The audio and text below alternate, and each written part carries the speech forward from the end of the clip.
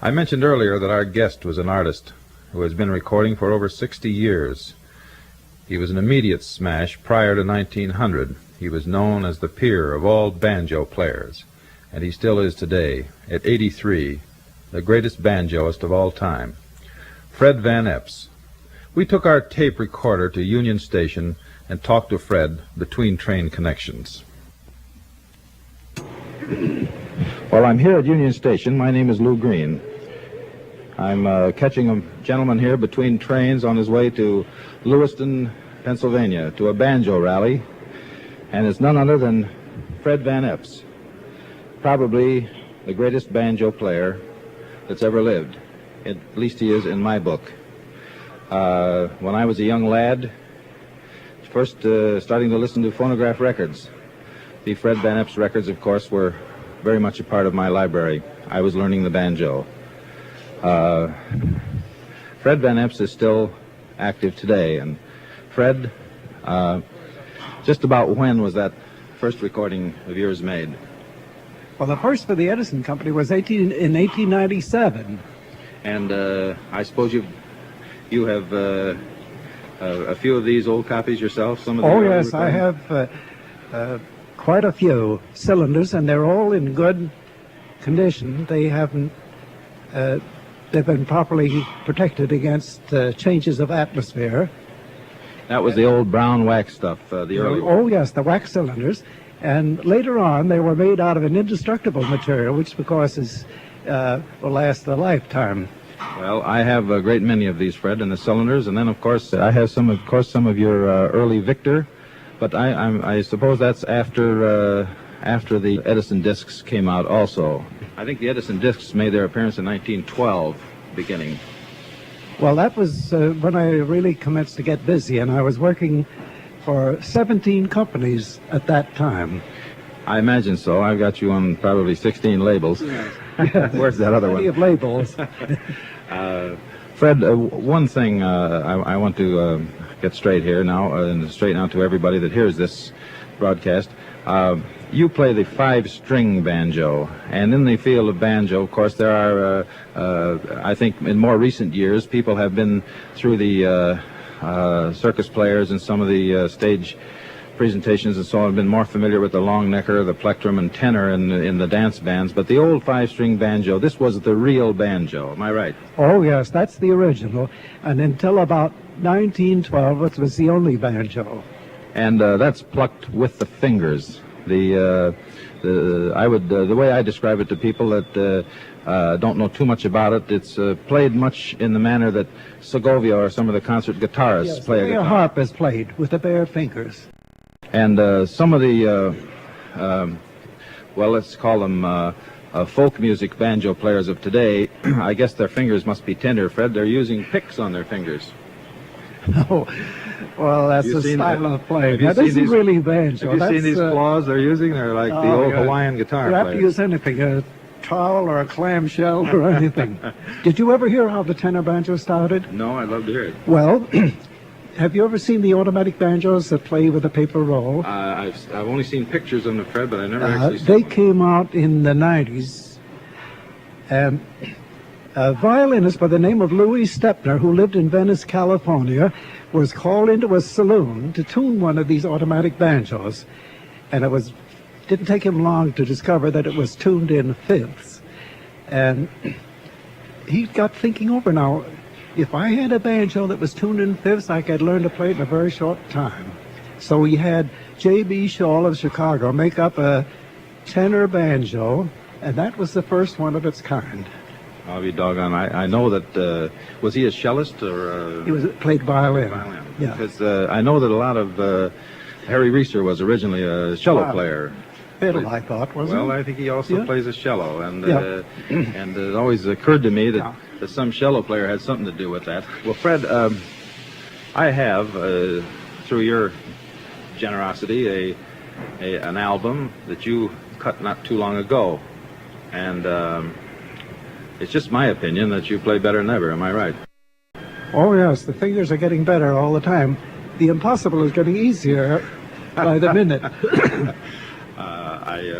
And it's easy to compare because you do some of the same tunes on the new ones that you did. Well, I have a better system. You have. Are you going to divulge that to the yes, public? yes. I think I'm the only one that ever analyzed the situation and found out what the working tools, your fingers, are capable of doing, and then building a system around that. Whereas before, they built the system first and made the fingers conform to it, and the fingers said no. Well, is it a different way of plucking the string? No, but it's using the fingers in the natural rotation. Thumb 1, 2, the way they're placed on the hand. I see. That's the way the Lord made them. Yes. He knew his business too. Well, that's the way you should use them. I see. And that, you would think that would be backwards. Oh, no. Wouldn't you? No. If I had a banjo here, I could soon give you a demonstration. With this system, it's possible to play up to 14 notes a second, which is velocity, you will admit. Gosh. And if you can play it thing twice as fast as should go, you can surely play it in its proper tempo. Yes. Well, it makes sense, plucking with the fingers because you're so limited with a pick. And any of the picks plucked from style. You can't play a synchronous chord with a pick. No, you can't. No. Fred, I don't think that you just picked this thing up, and worked it out. I think that you had a little talent to start with. Would you agree? Very little inspiration, a lot of perspiration. I think there were no teachers around in those days. No, and well, I looked everybody over because you could learn a little from everybody. Then put that together, and if you have a good imagination and a few ideas, just go on from there. I think probably the banjo players in your day when you started were probably Osmond and Ruby Osmond Brooks. was my idol when I started. He was, and he was very good. Have you got any of the old timers? I have quite a few Osmond records. Yes. He was a rough player, but his tempo was so good. He accented where he should, but he didn't keep it up. He deteriorated. Did you know Diamond and Curry?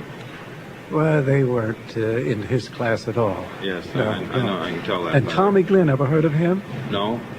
I think that's where Osmond got all his stuff. That must have been earlier. That's before before your time.